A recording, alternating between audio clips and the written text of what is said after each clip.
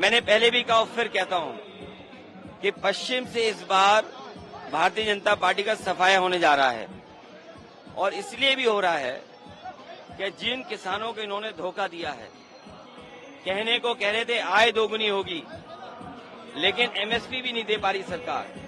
MSP का कानूनी अधिकार इंडिया गठबंधन समाजवादी पार्टी देना चाहती है और जब मौका मिलेगा तो उस पक्ष में काम करेगी।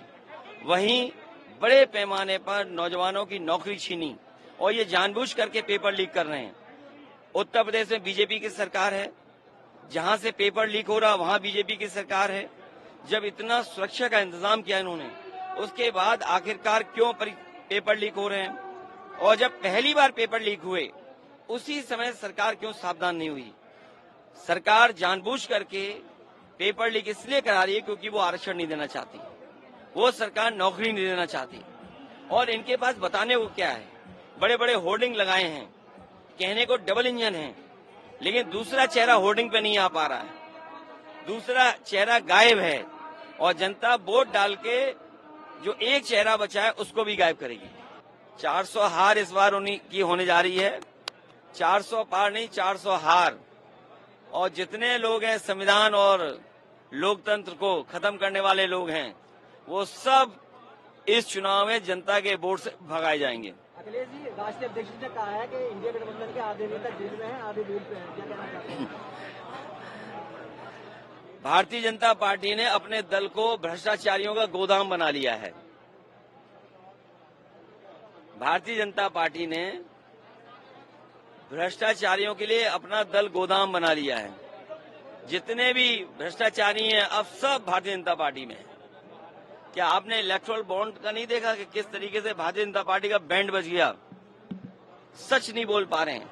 हजारों करोड़ कोई चंदा देता है, ईडी सीबीआई इनकम टैक्स से वसूली हुई है और ये बात तो सामने आ गई है।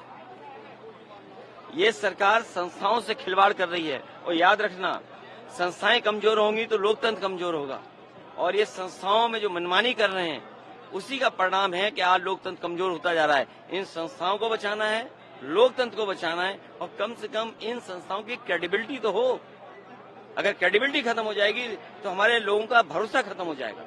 मैंने पहले भी कहा और फिर कहता हूं कि पश्चिम से इस बार भारतीय जनता पार्टी का सफाया होने जा रहा है और इसलिए भी हो रहा है कि जिन किसानों को इन्होंने धोखा दिया है, कहने को कह रहे थे आय दोगुनी होगी, लेकिन एमएसपी भी नहीं दे पा रही सरकार।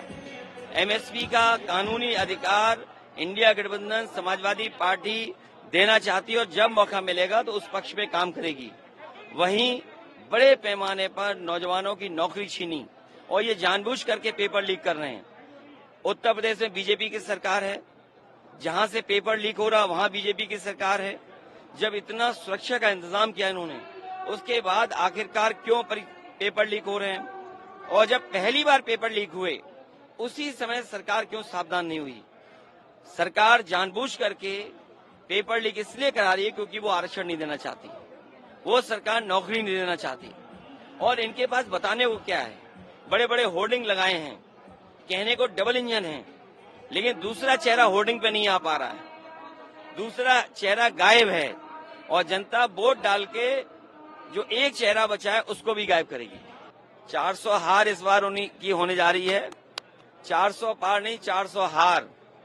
और जितने लोग हैं संविधान और लोकतंत्र को खत्म करने वाले लोग हैं, वो सब इस चुनाव में जनता के वोट से भगाए जाएंगे। अखिलेश जी, राष्ट्रीय अध्यक्ष ने कहा है कि इंडिया गठबंधन के आधे नेता जेल में हैं, आधे दूर पे हैं, क्या कहना चाहते हैं?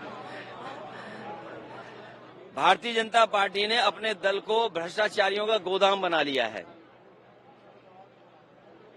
भारतीय जनता पार्टी ने भ्रष्टाचारियों के लिए अपना दल गोदाम बना लिया है। जितने भी भ्रष्टाचारी हैं अब सब भारतीय जनता पार्टी में है। क्या आपने इलेक्टोरल बॉन्ड का नहीं देखा कि किस तरीके से भारतीय जनता पार्टी का बैंड बज गया? सच नहीं बोल पा रहे हैं। हजारों करोड़ कोई चंदा देता है, ईडी सीबीआई इनकम टैक्स से वसूली हुई है और ये बात तो सामने आ गई है। ये सरकार संस्थाओं से खिलवाड़ कर रही है और याद रखना, संस्थाएं कमजोर होंगी तो लोकतंत्र कमजोर होगा।